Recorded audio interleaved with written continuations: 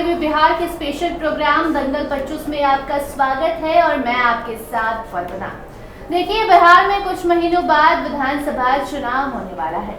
ऐसे में कई सारे नए चेहरे आपको चुनावी मैदान में देखने को मिलेंगे, लेकिन उससे ज्यादा जरूरी ये है कि वो जो चेहरे हैं वो चाहते क्या हैं, वो अपने क्षेत्र के लिए क्या चाहते हैं, अपने पार्टी के लिए क्या सोचते हैं और अपने राज्य के बारे में उनका विचार क्या है, ये जानना बेहद जरूरी हो जाता है।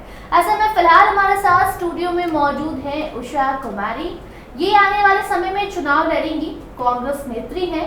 ऐसे में इनसे हम चुनावी मुद्दों पर तो बात करेंगे ही, मगर उससे पहले ये राज्य, अपनी पार्टी, अपने क्षेत्र और भी जो अपने मुख्यमंत्री हैं उनके बारे में क्या सोचती हैं, चुनाव क्यों लड़ना चाहती हैं, बेहद आम तरीके से इनसे बात करेंगे और जानने की कोशिश करेंगे कि इस चुनाव को लेकर वो क्या कुछ सोचती हैं। पहले तो बहुत बहुत स्वागत है उषा जी आपका। जी नमस्ते।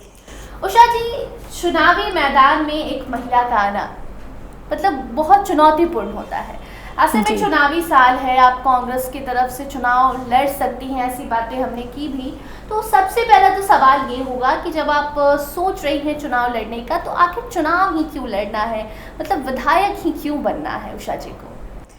देखिए, एक महिला का सशक्त होना बहुत ज़रूरी है।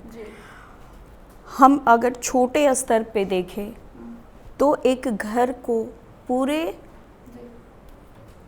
पूरा संचालन जो उसका होता है वो एक हाउसवाइफ महिला करती है, और अब समाज में भी महिलाओं की भागीदारी होनी चाहिए। इस वजह से हम लोगों चुनाव लड़ना चाहती हैं। हाँ, चुनाव लड़के, और जैसे एक महिला घर का देखभाल करती है वैसे समाज का देखभाल। वैसे आप अपने विधानसभा क्षेत्र का, जिस भी विधानसभा से आप चुनाव लड़ेंगी, वहाँ का देखभाल करना चाहती हैं आप? बिल्कुल। जहाँ तक सरकार की योजनाएं अभी नीचे तबके तक नहीं पहुँच सकी है, मैं सोचती हूँ और मैं करना चाहती हूँ कि उन लोगों को मुख्य धारा से जोड़ा जाए। कहा जाता है कि बचपन में जब हम छोटे होते हैं उस दौरान लोग कहते हैं या तो डॉक्टर बन जाओ या तो इंजीनियर बन जाओ। धीरे धीरे बड़े होते हैं तो मालूम चलता है कि नहीं, और भी बहुत सारे फील्ड है। तो आपके मन में ये बात कब आई कि नहीं, मुझे नेता बनना है, मुझे समाज के लिए सेवा करना है? मैं बहुत छोटी थी तभी मुझे पता था कि मुझे एडमिनिस्ट्रेशन में आना है, पर उधर पूरी तरह से चयन हो नहीं सका, और जो मेरी विचारधारा है वो कांग्रेस से काफ़ी मिलती जुलती है। इस वजह से मैंने सोचा ऐसा कि क्या पसंद आया कांग्रेस में जो आपने कांग्रेस ही ज्वाइन किया? देखिए, डेमोक्रेसी, हमारा जो संविधान है वो डेमोक्रेसी है, फिर धर्मनिरपेक्ष बोल लीजिए, फिर हर कास्ट के लोगों के लिए जैसे भाईचारा, हम लोग सब जितने हिंदू मुस्लिम सिख ईसाई आपस में है भाई भाई।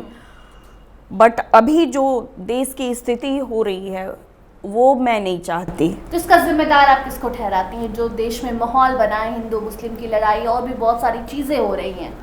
देखिए, ये तो एक पॉलिटिक्स है ताकि हम अपना रोटी सेक सके, और उस पॉलिटिक्स में जो युवा वर्ग आ रहे हैं उनको भी मैं जिम्मेदार मानती हूँ कि उनको अपनी सोच ऊपर रखनी चाहिए, मतलब उनको अपनी सोच बदलनी चाहिए।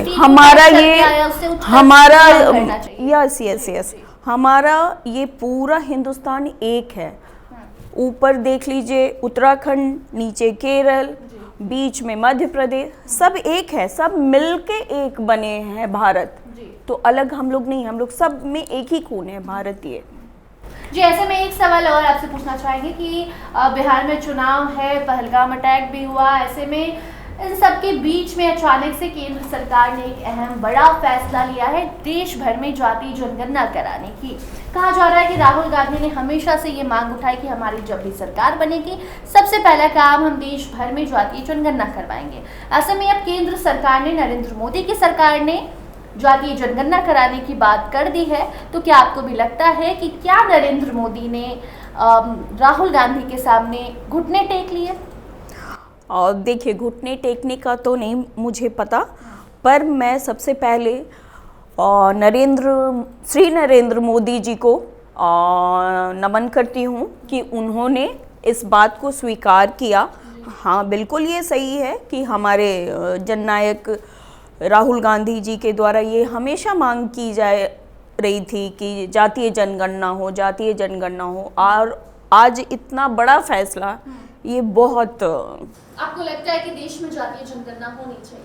हाँ, होनी चाहिए, बिल्कुल होनी चाहिए।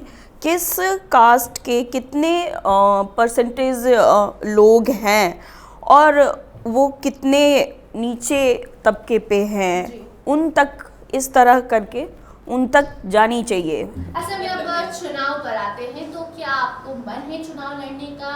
कौन सी सीट से उषा जी चुनाव लड़ने की तैयारी कर रही हैं? जी, ये तो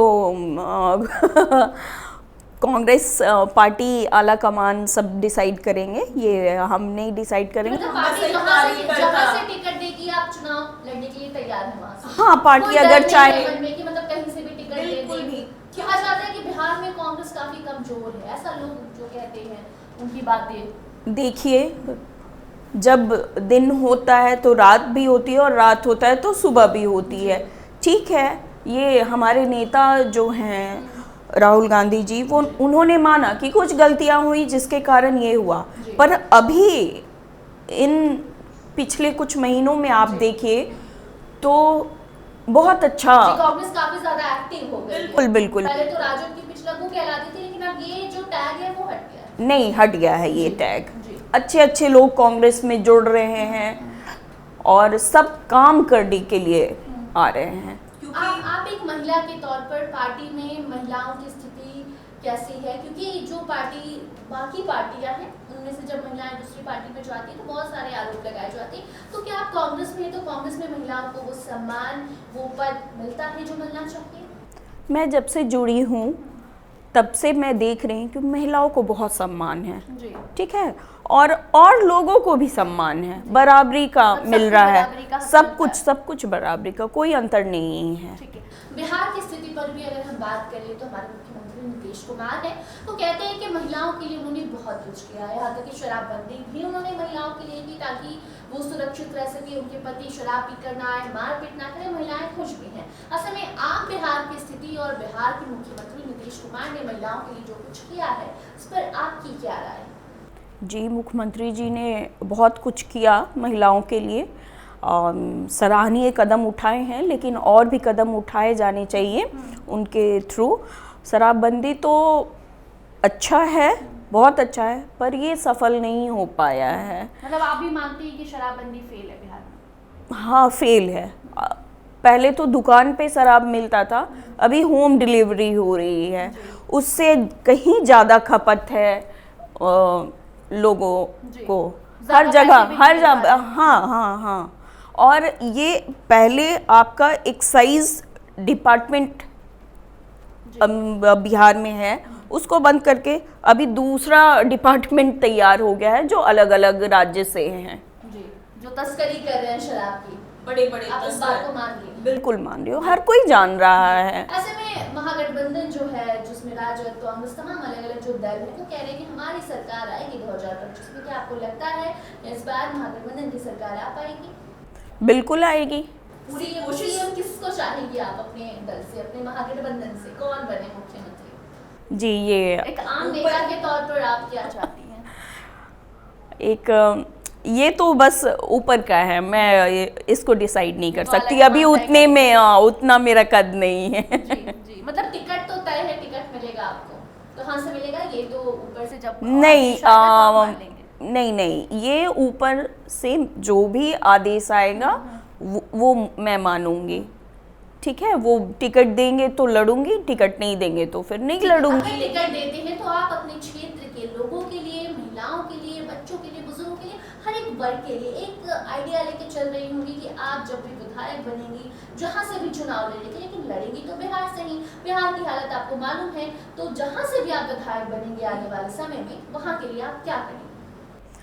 जी, मैंने भी बहुत सारी प्लानिंग बना रखी है। एक्चुअली होता क्या है कि जैसे जैसे जो सरकार की योजनाएं हैं नीचे की ओर जाती हैं, ऊपर से लेके नीचे तक एक होल बना हुआ है और सारा कुछ जो मेन लोगों के लिए डेवलपमेंट का कार्य है वहाँ तक वो लोग को नहीं पहुँच पा रहा है।